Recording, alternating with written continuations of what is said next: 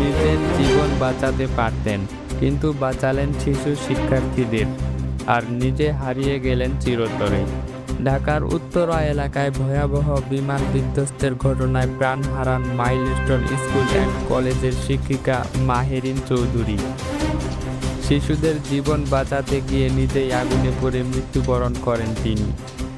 বুধবার 23 জুলাই নীলফামারীর জলঢাকা উপজেলার বগুলাগাড়ি গ্রামে তার কবর জিয়ারত ও ফুলেল শ্রদ্ধা জানাতে যান জেলা প্রশাসক মোহাম্মদ নাহিরুজ্জামান ও পুলিশ সুপার AFM তারিক হোসেন খান।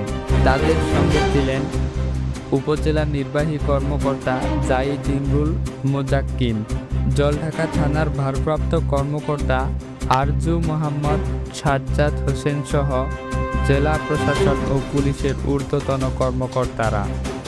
মাহেরিন শায়িত হয়েছেন তার বাবা মায়ের কবরের পাশেই। তিনি ছিলেন স্থানীয় বগুলাগাড়ি স্কুল অ্যান্ড কলেজের নির্বাহী কমিটির সভাপতি।